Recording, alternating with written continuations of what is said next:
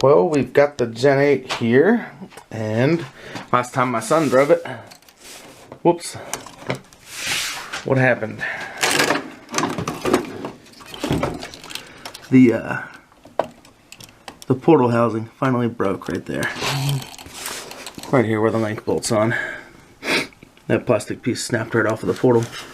So, we ordered some new replacements for it from Amazon. These ones are aluminum, so stick around here and I'll walk through replacing these portal housings.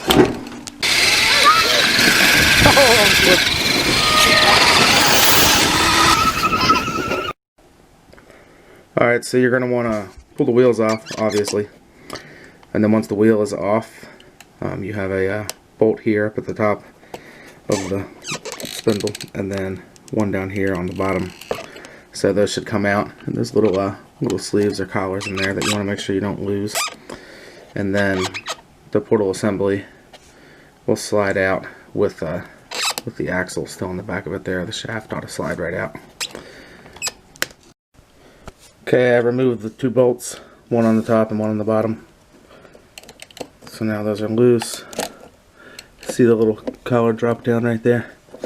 There's another one on the bottom, but that one won't drop outward if the truck's sitting upright because it's flared out on the top. This one will though, so you want to make sure it doesn't fall out and hit the ground or something and put it somewhere. So with that loose, the whole thing will slide out with the axle shaft on it, and then we can work on doing it just right here. Pulling the little hex nut off that the wheel mounts to can be kind of a pain. It doesn't just pop right off the pin, so I just used a little pair of needle nose pliers and got in there underneath of it and jiggled it around to pop it off.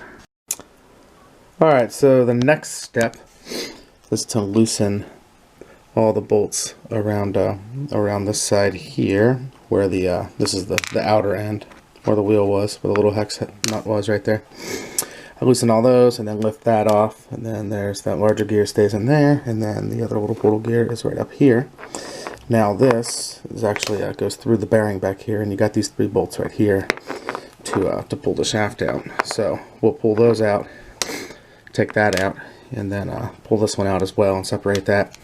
And then what we have to do is move all the bearings over to the new housing.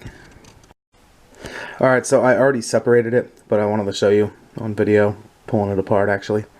The three bolts that go here, those bolts actually physically push on the bearing. The shoulder of the bolt overlaps the edge of the bearing a little bit. So once those are out, it'll allow you to just pull the bearing out with the axle. Give it a little bit of pressure. There you go, and it's out. And then the gear comes out through that way. So the axle and the bearing and the gear here actually have to go together and then go back in from the outside of the new one.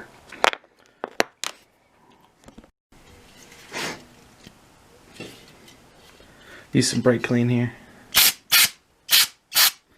Try to clean this off. I slid the bearing off the axle this way. Once it's apart, the bearing will just slide off of the gear there, come back off, and it's got a bunch of old dirt and grime and grease packed up in there. So I figured we can spray it all off, and then from there we can put some fresh grease on it on reassembly.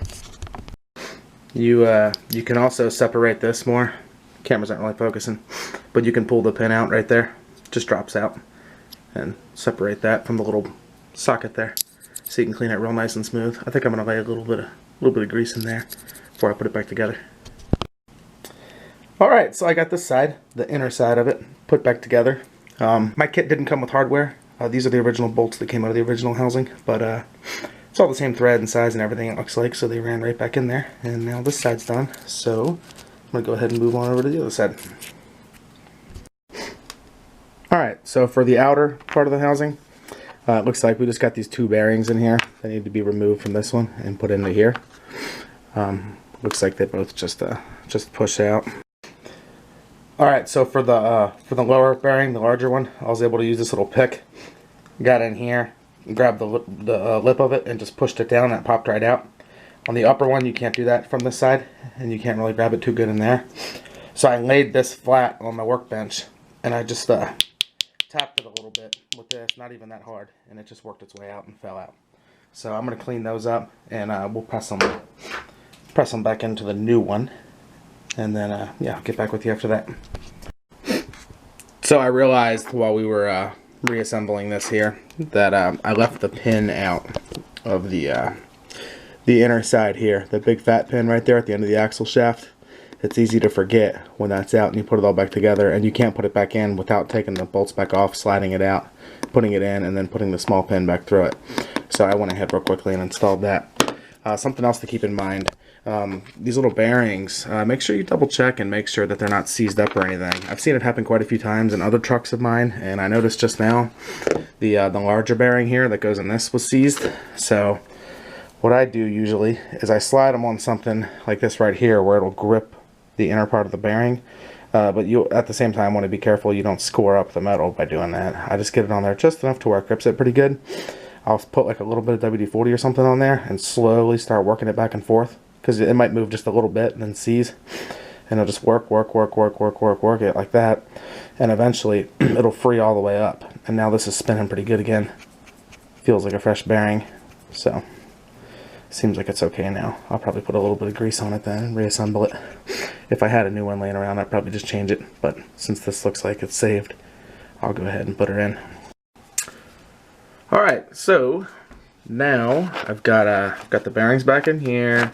I've got the axle shaft back through here with that gear. It's all bolted in place, all the pins and everything are in. I went ahead and cleaned this up, rubbed just a little bit of grease around the teeth there. This one, just like over here, you can slide this back and there's a little pin there. You can slide the pin out, take the whole thing off and clean it real good. That's what I did. So now that's back together and has a little bit of grease on it. I also put a little dab of grease inside the hole here. You can go ahead and lay it in there. I'd imagine you could do it through this first too, it doesn't really matter. But I'm going to do it this way. Lay that through there. Then go ahead and drop the outer cover on right there. And there you go, that's closed up. Back together, ready to go. Just gotta put the bolts back in and put the little hex nut on here for the wheel mount. So I'm gonna go ahead and get that done, and then yeah, that's pretty much it. Alright, so we put all the bolts back in on the outer part of the housing here, and don't forget to put your little hex nut back on for your wheel, as well as the pin that it clips over right there. And then yeah, from there you just slide it back in the housing. You got to make sure the end of the axle has like a flat spot. You got to make sure it's rotated the right way to grab the differential. So you kind of got to spin it around and find where it goes. But yeah, I put that in, popped it back through this way, and all the original hardware and bolts and everything fit it. So one thing I forgot to mention earlier, because mine was broken, is you've got to disconnect the link here when you pull it apart. So I'm going to go ahead and pull the bolt out of my broken link and put it in here, and then that's it, we're done. Put the wheel back on, and then just the same thing on the other side.